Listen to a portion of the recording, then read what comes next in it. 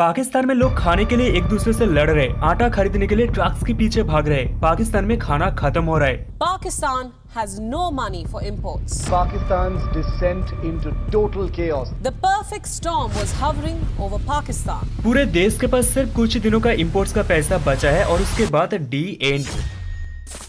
पिछले 75 सालों से पाकिस्तान की हालत भिखारियों की तरह है। ऐसा मैं नहीं, पाकिस्तान की प्राइम मिनिस्टर खुद कहते हैं। लेकिन पाकिस्तान की हालत इतनी खराब हुई कैसे, इसके पीछे रीजन क्या है, आइए जानते हैं आज की इस वीडियो में।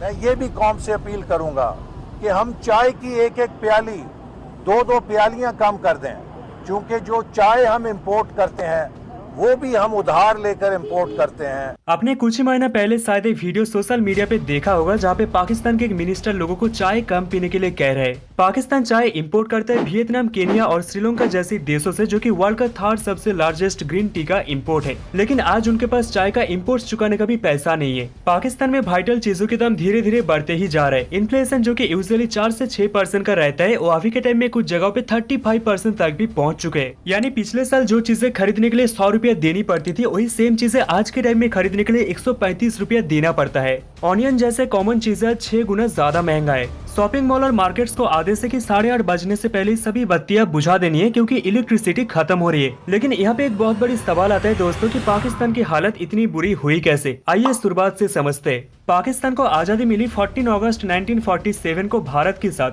लेकिन उनका पहला डेमोक्रेटिकल इलेक्शन हुआ साल 1970 को, आजादी के 23 साल बाद। 1947 से लेकर आज तक पाकिस्तान में 29 प्राइम मिनिस्टर बने, लेकिन इनमें से एक भी प्राइम मिनिस्टर उनके 5 साल के टर्म कंप्लीट नहीं कर पाए। इनमें से 18 बार इनके प्राइम मिनिस्टर को उनकी पोजीशन से हटाया गया, या तो करप्शन की वजह से और नहीं तो मिलिट्री कूप की वजह से। अभी रिसेंटली पिछले साल ही पाकिस्तान के प्राइम मिनिस्टर इमरान खान को भी उनकी पोजीशन छोड़ना पड़ा। इमरान खान जो कि एक वर्ल्ड कप जीतने वाला नेशनल हीरो थे, जो कि एक नया पाकिस्तान बनाने का उम्मीद लेकर आए थे, लेकिन अल्टीमेटली हुआ है कि शहबाज शरीफ ने 7 अलग अलग पार्टियों के साथ मिलकर इनकी अगेंस्ट एक नो कॉन्फिडेंस मोशन लाया और इनकी सरकार गिरा दी। शहबाज शरीफ जो कि 4 बार पंजाब के चीफ मिनिस्टर रह चुके हैं और इन्होंने पंजाब में काफी एफिशिएंटली काम भी किया है, इसीलिए लोगों को उम्मीद है कि शहबाज शरीफ एक नया पाकिस्तान बनाएगा। और यही नया पाकिस्तान बनाने का जो कॉन्सेप्ट है, एक नया इकोनॉमिकल प्रॉब्लम क्रिएट करता है, क्योंकि जब सरकार बदलती है तब फाइनेंशियल पॉलिसीज भी बदलती है। पिछले कुछ सालों से पाकिस्तान की इकोनॉमी गिरते ही जा रहा है और उनकी कर्जा बढ़ता ही जा रहा है। वर्ल्ड बैंक कहते हैं कि इस साल भी पाकिस्तान की इकोनॉमिकल क्राइसिस 2% से भी बढ़ेगी और इन्फ्लेशन 23% बढ़ेगी। इसका सबसे बड़ा जो रीजन है वो है पाकिस्तान के इम्पोर्ट और एक्सपोर्ट का रेशियो। पाकिस्तान की एक्सपोर्ट है $30 बिलियन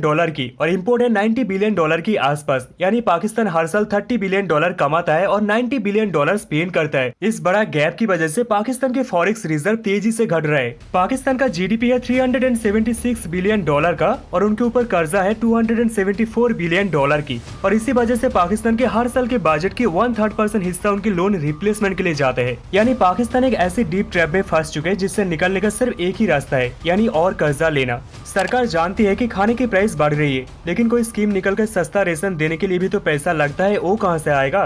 बार बार बदलती हुई सरकार की वजह से पाकिस्तान की इमेज ऐसे ही ग्लोबली खराब हो चुके हैं। आज पाकिस्तान प्रॉब्लम में जरूर है, लेकिन आज भी ऐसे बहुत सारे देश है, बहुत सारे ऐसे इंस्टीट्यूट है जो कि पाकिस्तान से प्यार करते हैं, पाकिस्तान के लोगों की भलाई चाहता है। बहुत सारे अलग अलग देश और इंस्टीट्यूट मिलाकर पाकिस्तान को $10 बिलियन डोनेट किया है। ये कोई लोन नहीं, ये मदद है। लेकिन फिर भी आज पाकिस्तान इकोनॉमिक क्राइसिस से जूझ रही है और इसके पीछे सबसे बड़ा जो रीजन है वो है पाकिस्तानी मिलिट्री। पाकिस्तानी मिलिट्री दुनिया का सबसे रिचेस्ट कंपनी हो सकती है। ये सुनकर आपको बकवास लग सकती है, लेकिन यही सच है। पाकिस्तान का सबसे बड़ा real estate company Pakistani military own करती है। पाकिस्तान का सबसे बड़ा fertiliser company Pakistani military own करती है। पाकिस्तान के सबसे ज्यादा स्कूल पाकिस्तानी मिलिट्री ओन करती है और इनके साल भर की टोटल रेवेन्यू हमारा देश का अडानी और रिलायंस ग्रुप से भी कई गुना ज्यादा है, क्योंकि पाकिस्तान की मिलिट्री पाकिस्तान के लोगों के लिए नहीं, प्रॉफिट के लिए काम करती है। पैसा कमाता है और वो पैसा अपने ही ऑफिसर में बांट देती है। ये मैं नहीं, पाकिस्तान की मिलिट्री एक्सपर्ट खुद कहती है। पाकिस्तान की पूरी जीडीपी की बात किया जाए तो पूरी दुनिया में पाकिस्तान 42 रैंक पर आती है, लेकिन जब पाकिस्तानी मिलिट्री की बात किया जाए तब पाकिस्तान 7th रैंक पर आती है। यहाँ पे पाकिस्तान की रैंक फ्रांस, ईरान और ऑस्ट्रेलिया जैसी देशों से भी हाई है।